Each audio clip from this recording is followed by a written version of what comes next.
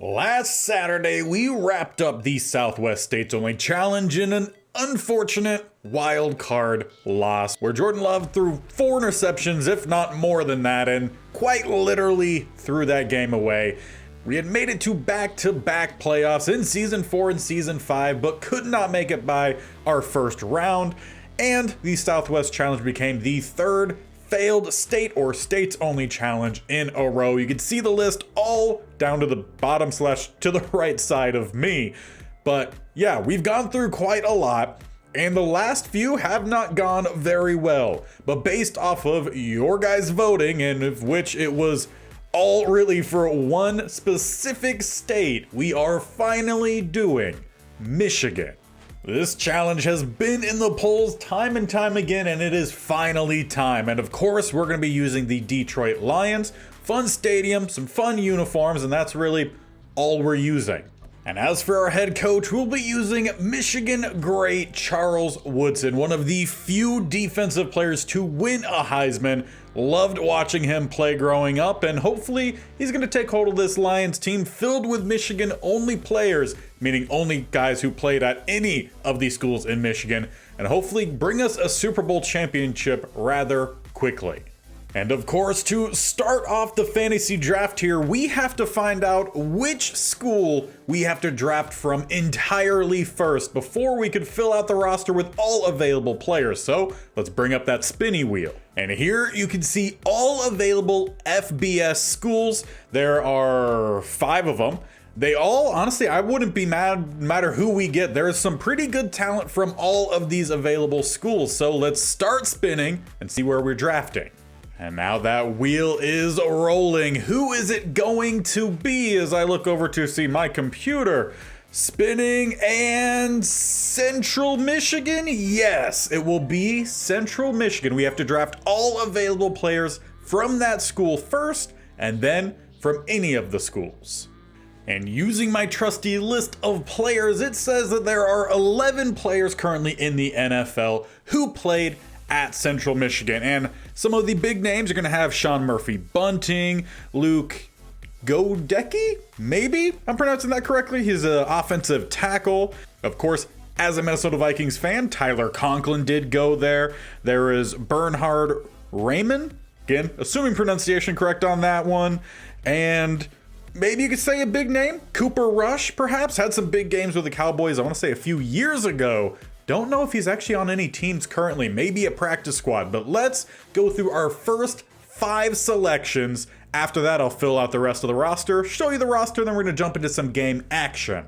And unless I miss someone, Cooper Rush is actually going to be most likely our highest overall quarterback we will be able to use at a 66 overall. I went through the whole list. Again, maybe I missed someone, who knows, but outside of Kirk Cousins, who is the 7th best quarterback straight out the get-go, I don't know if he'll be available for us in that 6th round, so we might have to rely on Cooper Rush. Either way, our top selection is going to be at cornerback, as we're going to be going after Sean Murphy-Bunting. He is an 80 overall star dev at 26 years old. He's a man-to-man style, but for the most part, he's actually pretty well balanced, has some good speed. Tackling is only a 52, so definitely going to be an outside corner for us, but he is the first of our 5 selections. And as of now, Kirk Cousins is still available, but we still have a whole lot more picks to go through. And I said 6th round pick, but we still have to go through the entire Central Michigan list. If all players are gone or not available, then we could go after Kirk Cousins, but it's definitely looking like it's going to be Rush. But as for our next selection, over at left tackle, we're going to be going after a young rising star at the guard spot, and Bernhard Raimann. He's 79 overall, 25 years old, another star dev. He's more fitted towards the pass block, but the run blocking is not awful either, with pretty decent lead block and impact block. First offensive lineman is in. And in the 3rd round, Kirk Cousins still holding on, but we're not obviously going there. We're going to find our bookend tackles, as there's another option. We obviously talked a little bit about him earlier, assuming I pronounced it correctly, in Godecki. 75 overall, 24 years old, just a normal dev. though still the ratings really good out the box, really good lead block. Potentially if we need him to play a guard spot, he could probably do that as well. But 2 offensive linemen are in. With our 4th selection, hopefully he is still here, and he is. We're going to go with tight end Tyler Conklin. 78 overall, another star dev, 28 years old, has some pretty decent speed, great hands, can run block as well. He's a well-rounded tight end and someone that could fit really any scheme that we end up playing.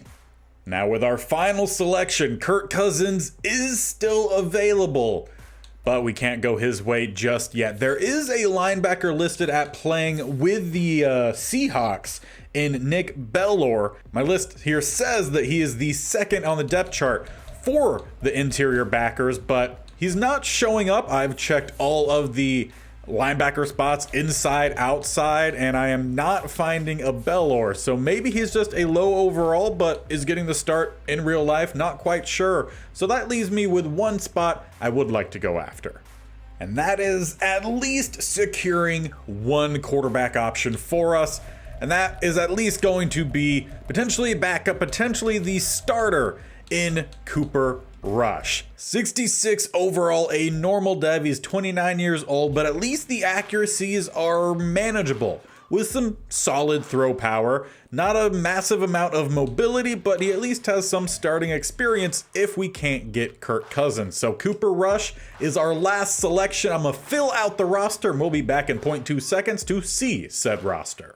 And after a lot of behind the scenes work, here is the starting lineup to start the Michigan State Only Challenge. Cooper Rush is our quarterback. We ended up missing out on Kirk Cousins by a round, maybe 2. So it's Rush right now. We'll see how long that lasts. Behind him, we do have Brian Hoyer.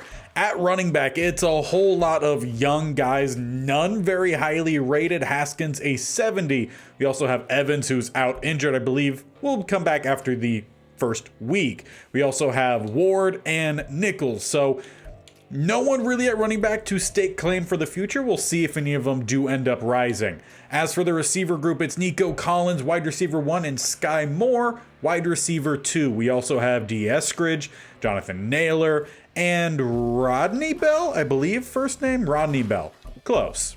Though those are our only 5 receivers we have. We're pretty light at that spot, though the offensive line looks pretty good. This is how it ended up shaping out. Raymond is over at left tackle with Godecki left guard, Allen at center, Conklin at right guard, and Onwenu at right tackle. Conklin, the other Conklin, I actually don't know if they're related at all. If they are, that's cool.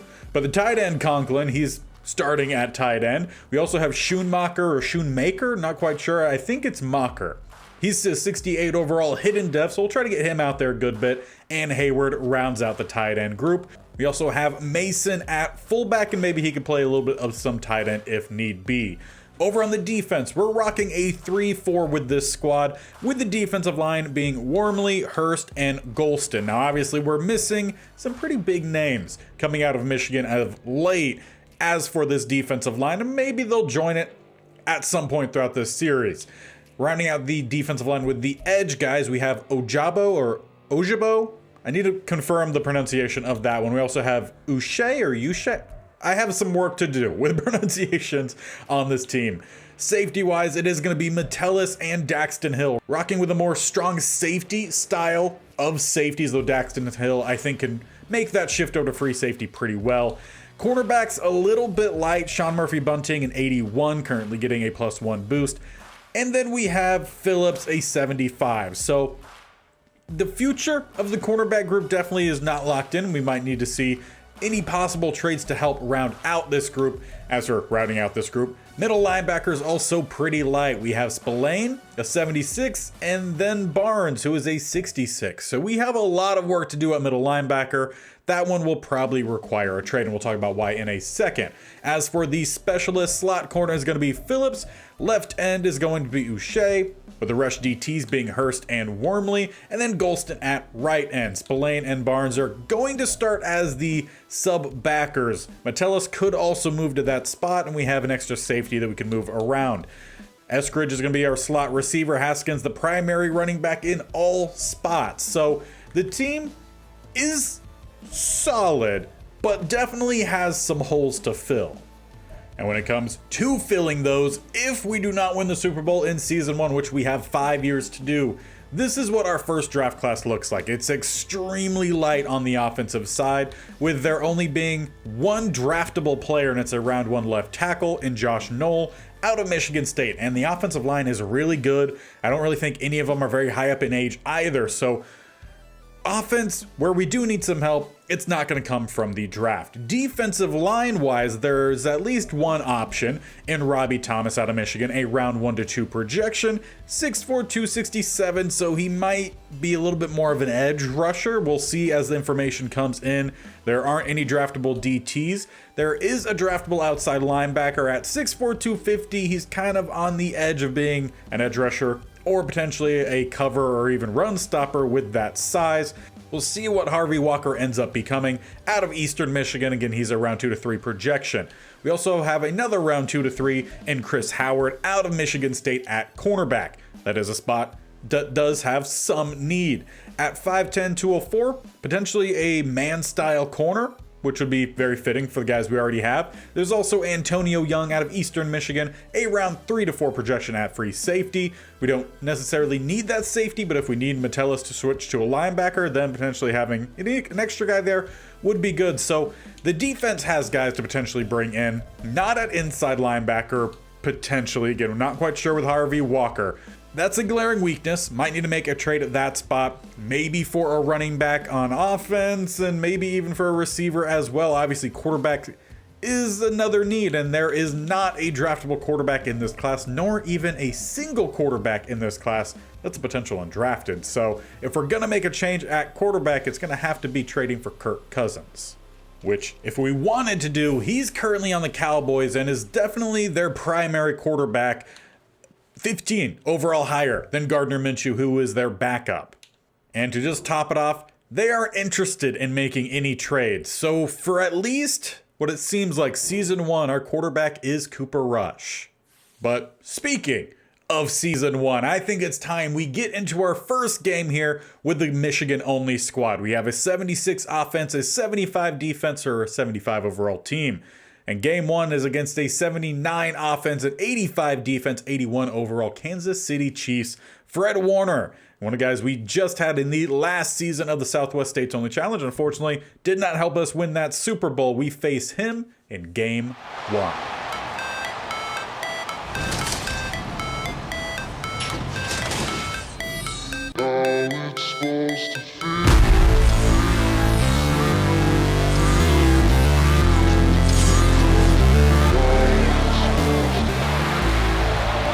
It's gonna be Cooper Rush and the offense to kick off the Michigan State-only challenge.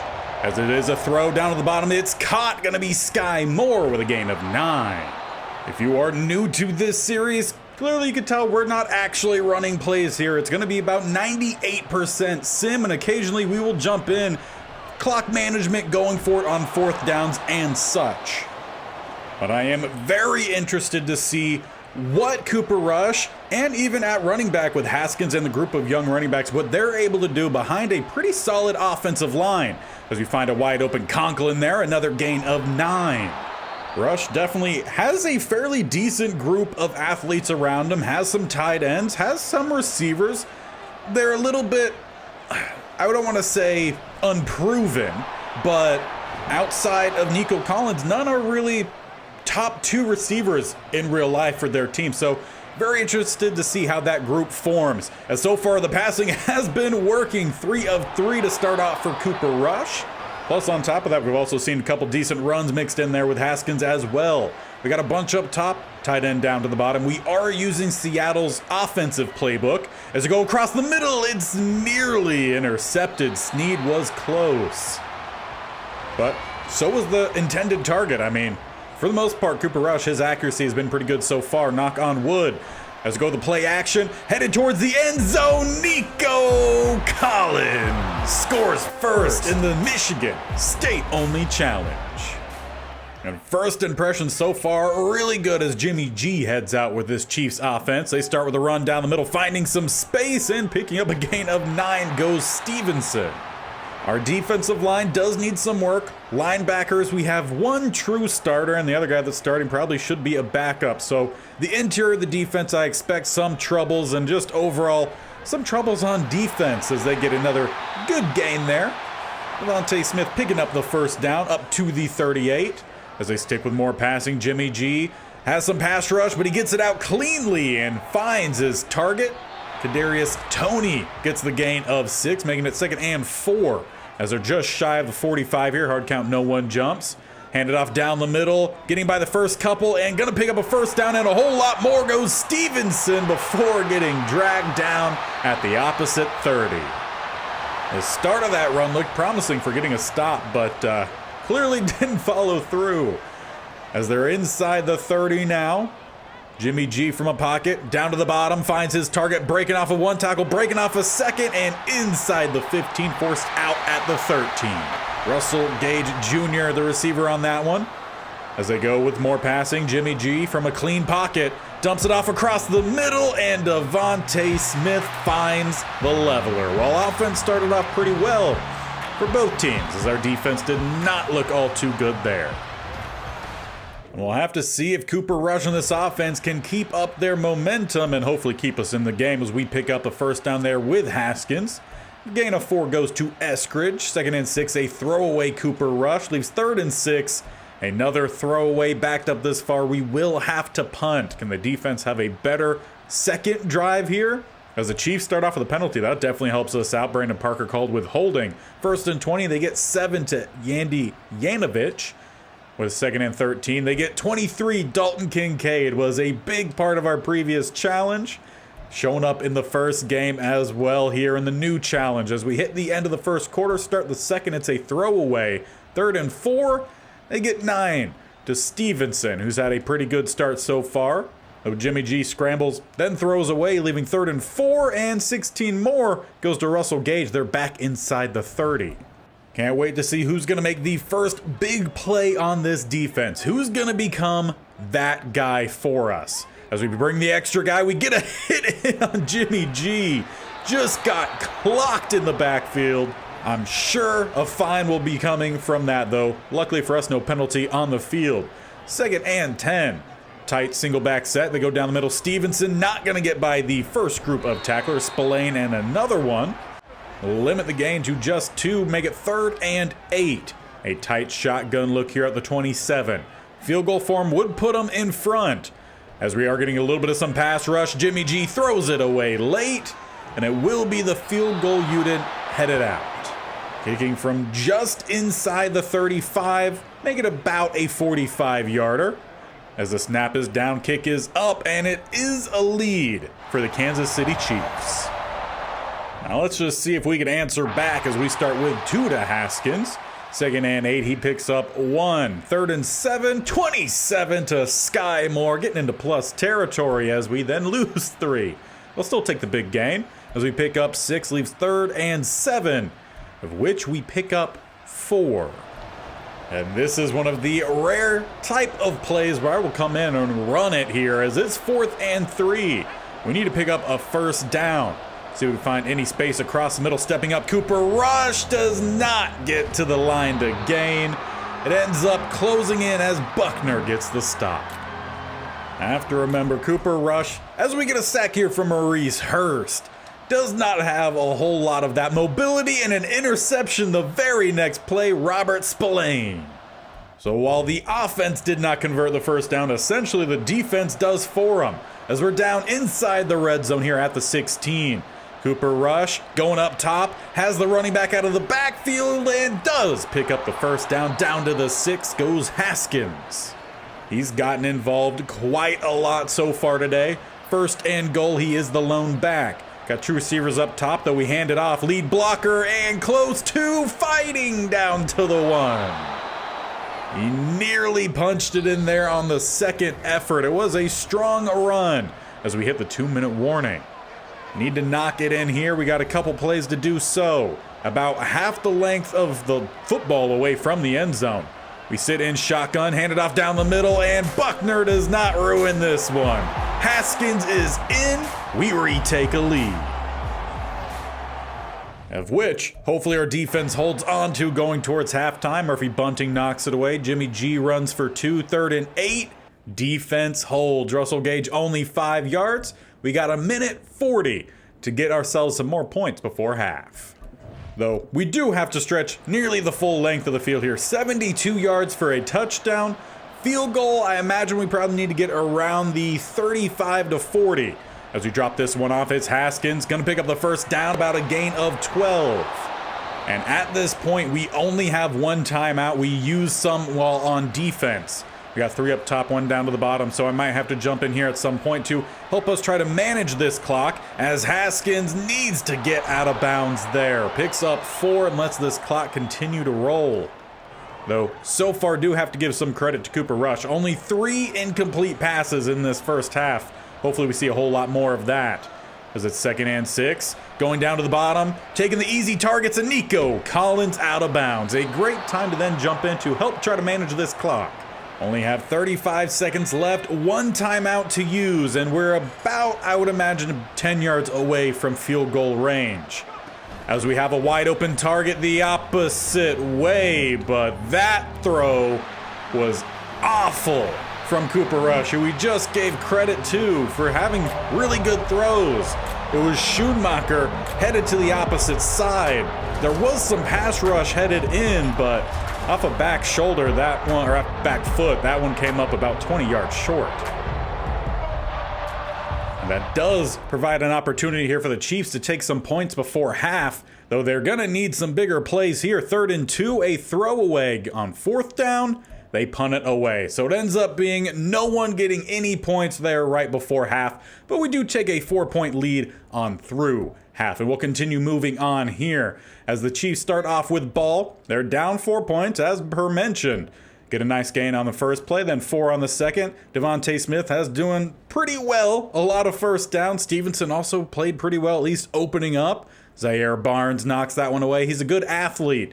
And a throwaway on 3rd down once again. 4th and 4. They went for it, and they lost 3. I think this is a good spot to jump in. Cooper Rush on the offense back out there. Last drive ended with that interception.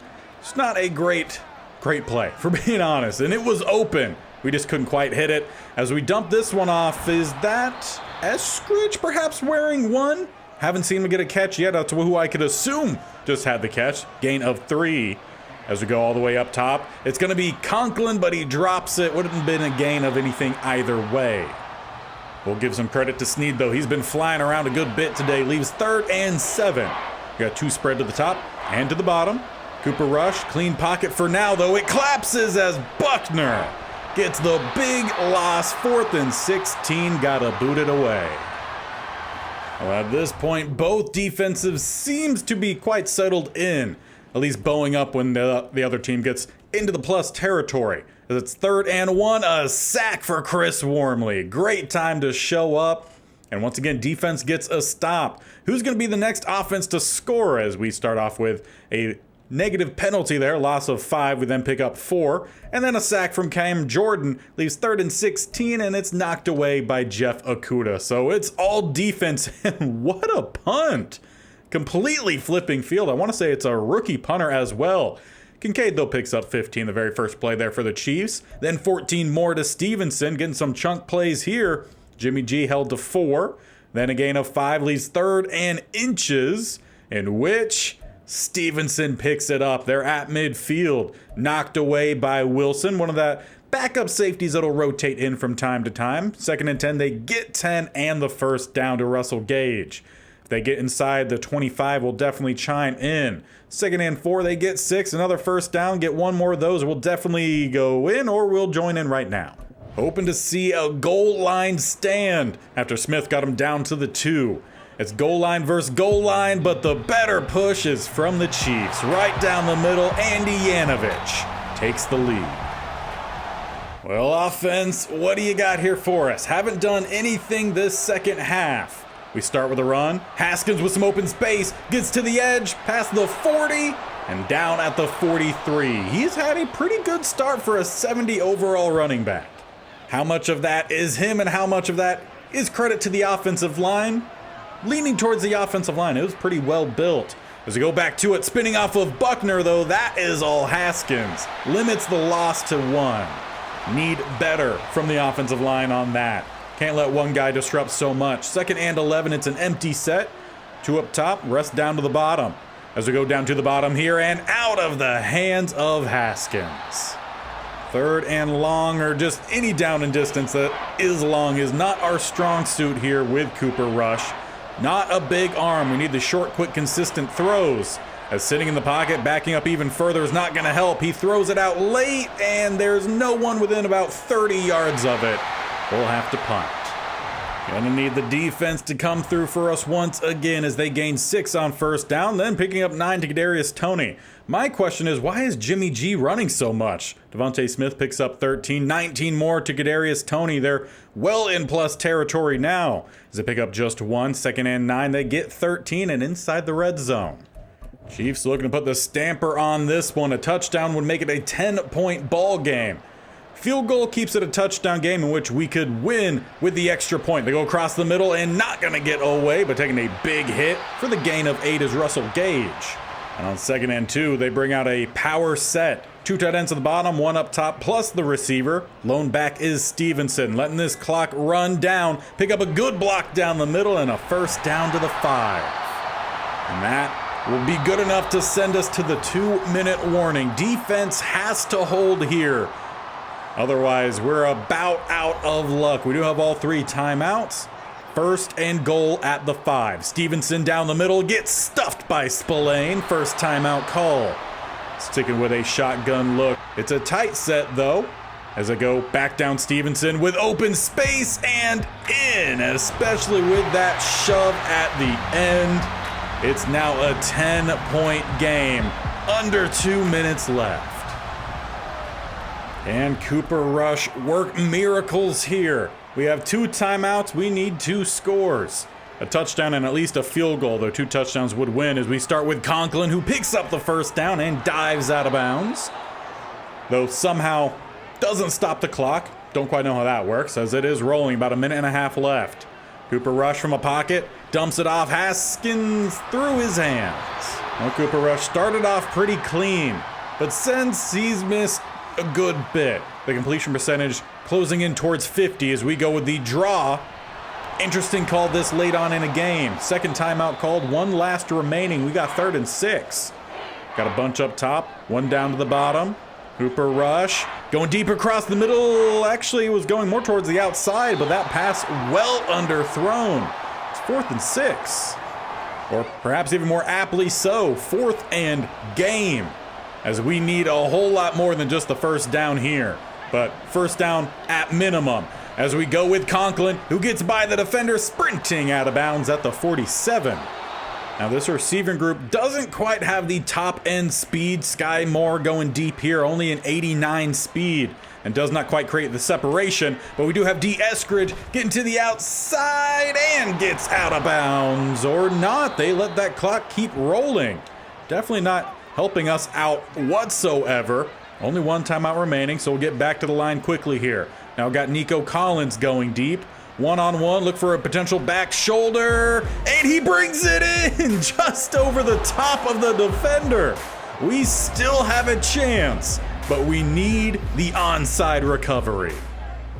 And we'll see if the special teams unit can come through.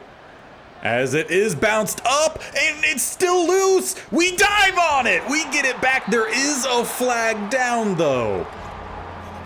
And it looks like it's illegal touching. We got to it too soon. Absolutely killer. We did it. We got there, but we just got there slightly too soon. The bounce wasn't quite good enough. It needed that illegal touch. We called our last timeout, but this kneel down will do it.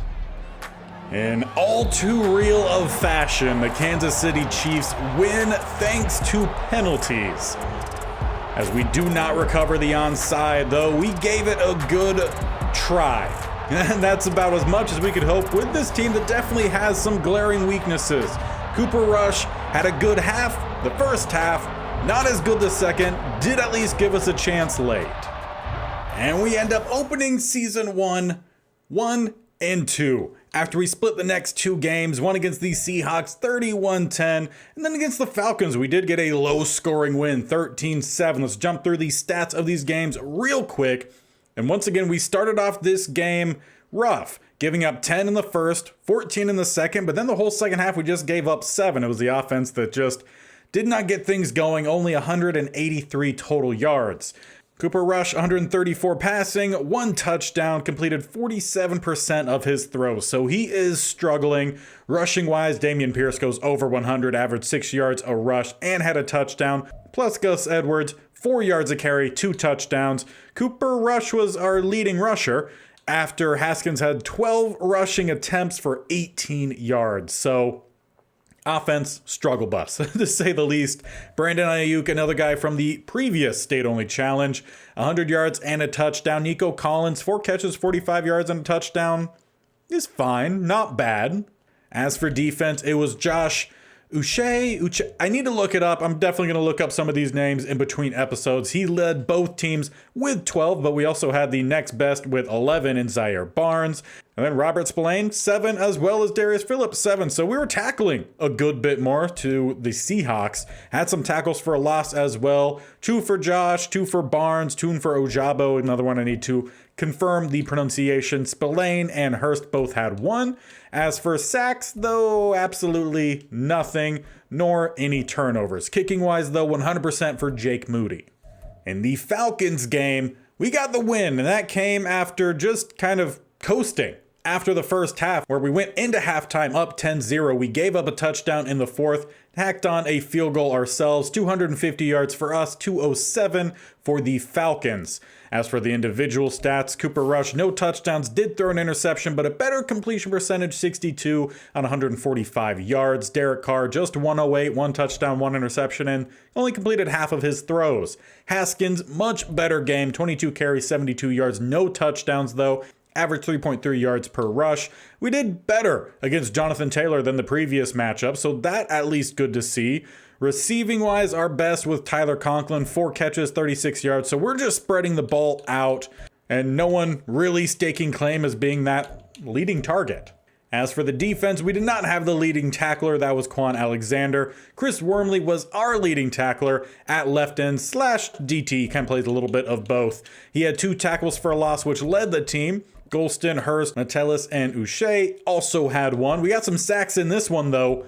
5 total, 2 for Wormley, 2 for Golston, and 1 for Maurice Hurst. As for interceptions, it was Sean Murphy Bunting with the 1. Kicking-wise, 100% again for Jake Moody. So that leaves us here with our first divisional game against the Packers. We're not going to watch all of it. We'll get through this last game rather quickly with one of our quarter sims. Watch a little bit of that fourth quarter, potentially see where the game is at. But let's jump in for our final game today. Now, in prime time, how do we fare as both teams kind of go back and forth? First quarter ends with a 3-0 lead for the Packers. Getting on into the second quarter, some more back and forth. A drive for a touchdown this time, Packers. And they take a 10-0 lead going on into halftime. We'll get through the third quarter here as well. And another touchdown for the Packers. We finally get a field goal, but fourth quarter is 17-3. So we're going to need to see some big plays in this quarter, the last quarter, for it to make anything happen. Probably get through a little bit quicker as the Packers are in front by 2 touchdowns and driving. Inside the red zone, inside the 10 with Stephon Diggs. That just seems wrong. Second and goal. Travis Kelce, gain of 5. Third and goal. Touchdown to Jahmyr Gibbs. Also seems a little bit wrong, as in real life on the Lions, and then obviously Stephon Diggs was a member of the Vikings, and now with them, not quite good, as Montravius Adams starts us off with a sack. So we are definitely struggling in this first divisional game. Getting bailed out by Kevin Byard, though, with the big penalty, then throwing away Cooper Rush. Big catch and gain. 23 yards goes to Nico Collins, as we get 4 more on the rush to Cooper Rush. 8 yards goes Haskins. We get inside the 20. We will jump in, but no time to, as Schoonmaker gets the 25-yard touchdown. We're finally at least scoring a touchdown in this one. We are still down 2 touchdowns, and that would just level this game up. So unless this defense can do something quickly, like that, we're about out of time. We do get the stop, force the punt. Can we score quickly? 7 yards, Nico Collins. Going right back to him, picking up the first down. A sack from Shy Tuttle. 2nd and 14, throw away. 3rd and 14, knocked away. And why not here? 4th and long, jump in for a play. Worst case, it's a turnover on downs and we were already losing this game by 2 possessions. Best case scenario, we get what we need as we dump this one off. It's to Haskins, who does not get the quick acceleration to get away. It's a turnover on downs and probably the ender for this one. So unless some craziness happens as we approach the 2-minute warning, it's gonna be a Packers win in this one, opening up our season 3-1. As 3rd and 9, we do at least get the knock away, force the field goal, but it is now a 17-point game with under 2 minutes left. Can they get down, score another touchdown here? We got 3rd and 2, get the first down, and we don't. 4th and 2, maybe got time for one more play. We're down to the 26. Potential double move to Collins over on that left-hand side, or Conklin maybe towards that front pylon. They cover Collins really well. It could only be Conklin. As we loft it up, it's not even close. Turnover on downs will end this game for sure.